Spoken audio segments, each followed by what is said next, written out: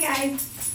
So I am sitting on the floor of my office makeup room with the lovely Hugo that many of you guys have met before. My unicorn leggings on, super comfy. And for those of you guys that don't know me in my personal life, you don't know that this week is actually the 4-year anniversary from when I met and adopted Hugo. So I just wanted to share my dog adoption story, my dog rescue story with you, in hopes that this will encourage many of you to adopt and not shop. Ignore all the unorganizedness. So pretty much our story begins back in April. I believe it was April 25th when I had to put my previous dog, my first dog ever, to sleep because her battle with cancer was over. After that situation, that was the hardest thing and the hardest decision I've ever had to make. And yes, I had to make the decision because she was my dog. She wasn't a family dog, she was my dog. She went to college with me and all that. So after that experience, it was traumatizing, and I told myself, I can't do this again. I can't go through this. This is too much. I don't want to deal with this anymore. I don't want to have to go through this experience again. So I was like, that's it. I'm not going to have a dog for a while. As time passed, I realized that that decision was really selfish of me, and I'll explain why. There are so many homeless animals in Miami. It's outrageous. People treat animals here like they are trash, like they're tissue. They pick it up and they throw it out. Our animal services facility puts down so many great dogs a day. It's crazy. I've always been surrounded by people that are compassionate towards animals, so my Facebook feed is always filled with, rescue efforts and also, stories of animal cruelty. And as I'm looking through all this stuff, as time's passing, I'm realizing that I can provide a really great home for one of these dogs that doesn't have a good home. But yet I'm over here still kind of grieving and not wanting to go through that pain again. So I'm here, thinking there aren't that many homes that would be a good placement for some of these animals. And I knew that I could provide a good home, and I knew how much I cared and how much, how important that dog would be to me. So I decided I wanted to at least look into fostering, and I thought that that would be a great opportunity to spend some time and give a temporary home to a dog but not have to make that attachment. So I was looking through different websites, and I ended up inquiring about this particular dog. I think her name was Nina, I'm not sure, but she looked almost identical to my previous dog. It was freaky. And I inquired about her. I actually ended up applying to be her owner or whatever, or actually just applying just to inquire about the rescue. And probably just a couple of days at most, I get a phone call from the rescue organization, and they said, look, we loved your application. It was great.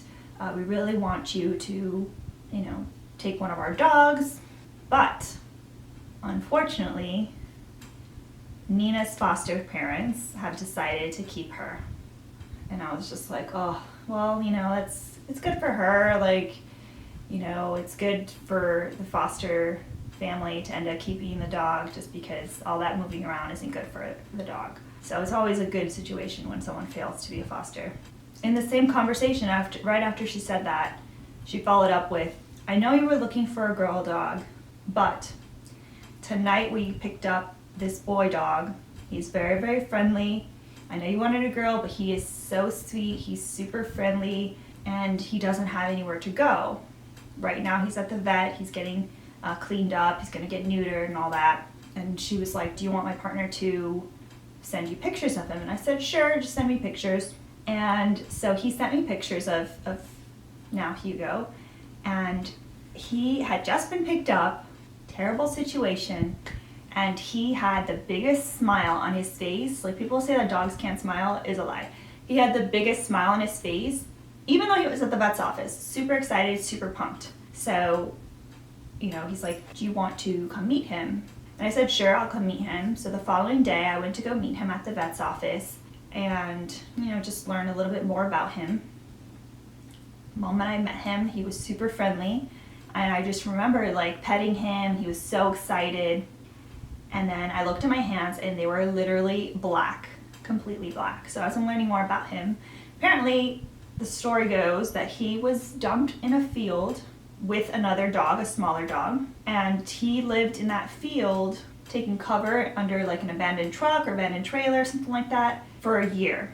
The way that he survived was there was a homeless guy or some sort of guy that ended up coming and giving him food every so often. Eventually, the smaller dog was able to get adopted. The guy was able to coordinate that. So Hugo was on his own, I think, for 7 months, completely by himself in this field. He wasn't really, I guess, what I had planned for, and I think that's when the best things happen, because I knew that all the rescues, foster families, were completely tapped, and so I knew that he would be staying at the vet's office in a cage. So I was like, look, I'll foster him, but this weekend I have a wedding, so I'm not going to be around. Initially, he was like, okay, fine, we'll just leave him here, and then you can come get him after. And then I think a little bit later, he was just like, look, it's fine. I want him to have a really good night. Even if you have to go away for the weekend, we'll pay for him to go board at this facility, this really nice facility. So I was like, okay. So the following day, I went and I picked him up, and he went with me fine, no big deal. Oh, and the reason why I had to say that about the wedding was because the wedding was not in Miami. It was in Tallahassee, so it was far away. I had a conversation with my mom about it, and I explained to her, I was like, look, this dog's in a cage. At the very least, let's let him come here and hang out. And my mom's actually open to it, which I was kind of surprised that she would be, but she was. And so I bring him home, and he immediately went into the crate. So I still had my previous dog's crate. I pulled it out so that he can have somewhere to sleep. So he goes right into the crate. He stays there like the whole night.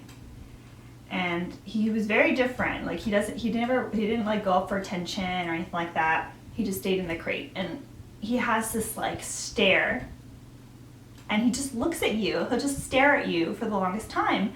And my previous experience at the animal hospital is like, when they're staring you down, you better get ready, because they're thinking about what they're gonna do. But that's not him. He just like will stare at you, just like, that's just his face. It's funny. It's just like how people say I look mean. It's just my face. So he's here staring us down in the crate, and I'm here thinking, what did I get myself into? I had never had a rescue dog before. I don't know his history. I don't know his experience. I don't know what he's thinking or how he's feeling. I was like terrified because his face, he looks scary. It's so funny. He looks so scary, but he's such a big like lover. So at the time, they had named him Buddy, which still to this day makes me cringe. And they named him Buddy because he was very friendly, and that's why they named him Buddy. My uncle's dog's name's Buddy, and my opinion is it's only acceptable to name your dog Buddy if you have a small child and the child named it. And that was the case for my uncle. That is the only acceptable time to name your dog Buddy. It's like naming your dog Blackie, which when I was younger, we did have a dog named Blackie because it was black. So I knew immediately that Buddy was not gonna stick. I wanted a name that was like different. So I really labored over coming up with a list of names. So he was technically Buddy, even when he stayed at the boarding facility, he was Buddy. I remember being so upset, like when I dropped him off at the boarding facility, and I literally called probably 3 times a day at least to ask how he was doing. They were probably super annoyed at me. But on the way there and on the way back from the wedding, I made a list. I wanted him to have a different name. So I was like Googling dog names and different kinds of names and all that stuff. And it's funny because the list still exists. So I made this, and you can see it's dated 2011. It's still here because it's followed me from phone to phone, I guess. This really, really long list. I don't think you can see any of that. You can't. Well, it's a list of probably like 40 names. And I made a list of all these dog names. Like when I picked him up and I brought him back home, my sister was there. And so it was me, my mom, my sister sitting at the dining table, I'll never forget. and I was like, I want your opinion on these names. So I read through every single name. They just kind of like looked at him, and I put stars next to the ones that they liked as well, or so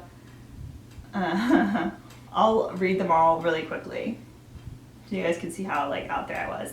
Zach, Zorro, Winston, Waldo, Wilfred, Wonton, Wizard, Teal, Topaz, Tebow, Pterodon, Saffron, Samson, Fenway, Ripley, Peyote, Chase, Brady, Andy, Logan, Jake, Jackson, Brody, Brent, Weston, Dallas, Houston, Spencer, Carter, Carson, Jasper, Banks, Augustus, Aspen, Austin, Chili, Oliver, Nacho, Taco, Duke, Monty, Maximus, Marley, JD, Hunter, Hugo, Harvey, Gavin, Gaspacho, Omega, Bandit, Bentley, Aldo, Ace, Pepper, Hudson, Checkers, Bruno, Diego, Bones, Pringle, Cheeto. Immediately, just looking at him, a lot of these names just didn't work. The ones I was definitely leaning towards was Tebow, Fenway. Tebow because I went to UF. Fenway because I'm a huge Red Sox fan. Brody I really liked. And these were all ones that they liked too. Hudson was another one. That was actually the last name of the vet that I really, really loved that worked with my previous dog, through all her cancer treatments, and he was super compassionate and such a like kind person. But I wanted him to have like a name that wasn't like a traditional dog name. And so we decided on Hugo. I don't know what it was. We just did it, and yeah, he's Hugo. Hugo was my foster dog for probably like 3 days. And that was it. He had me and I was a foster failure. When I explain to people what it's like to get a dog, a rescue dog, adopt a dog, it's like such a different experience. And I say this because it's like you get a dog in a certain state and you get to see them like develop and trust you and all that. It's very different from getting a puppy. A puppy automatically trusts you. You're the only thing it knows. But to get like a rescued dog and to make it into, or to nurture and love it into one of the best dogs that I've ever had. He is the best dog I've ever had. The best. He's never had an accident in the house. Never had to train him for that, which is ironic because he lived in a field. What does he know about house training? He's just been like the best dog. He doesn't cause any trouble. He's like so sweet. But what I mean about, developing him and stuff, definitely 4 years ago, but not even that long ago, if I sat next to him like this, he just couldn't handle it. Especially like his face is that way, so he's not even seeing me. I'm so close to him, I'm almost touching him. But he was just, I guess, so on edge. And it's not that he was a fear biter, he wouldn't try to like do anything to me. It was just like he would get up and just like go get comfortable somewhere else. It was like, you're invading my space. So this is like huge. I've laid down next to him, like he's come such a long way. It's incredible. Let me see if he'll let us get close to him. Hi, Hugo.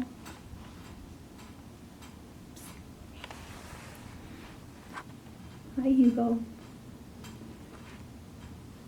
See, like normally he would be freaking out right now. Because I'm like laying down next to him now. You happy dog? You a happy dog? You sleepy? For whatever reason, he really, really loves this room. So I lay down this sheet so he doesn't get his dark hair on my white rug.